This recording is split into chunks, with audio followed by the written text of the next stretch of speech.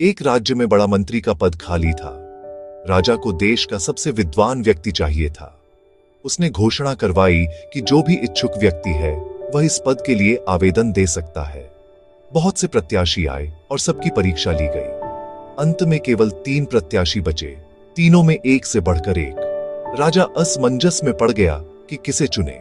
वह अपने गुरु के पास गया। गुरु ज्ञानी थे, उन्होंने राजा को एक मार्ग बताया।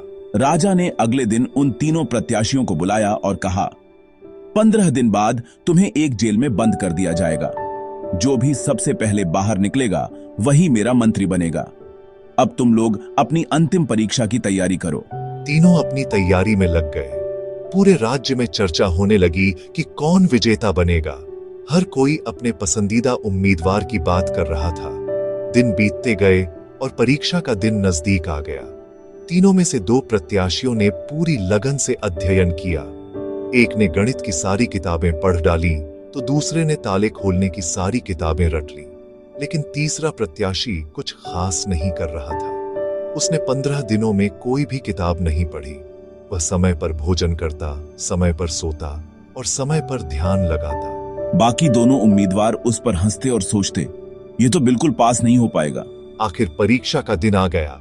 तीनों को जेल में बंद कर दिया गया और कहा गया, जो सबसे पहले बाहर निकलेगा वही विजेता होगा। दोनों उम्मीदवार जिन्होंने खूब पढ़ाई की थी, तुरंत दीवारों की लंबाई, खिड़कियों और दरवाजों की गिनती, दिशा और दूरी का हिसाब लगाने लगे। वे पूरी ताकत से बाहर निकलने की कोशिश करने लगे। लेकिन तीसरा प्रत्याशी शांत बैठा रहा। कुछ देर बाद उसने आंखें बंद की, ध्यान लगाया, फिर उठा और दरवाजे को हल्का सा धक्का दिया और दरवाजा खुल गया। वह बाहर आ गया क्योंकि राजा ने दरवाजे पर कोई ताला लगाया ही नहीं था।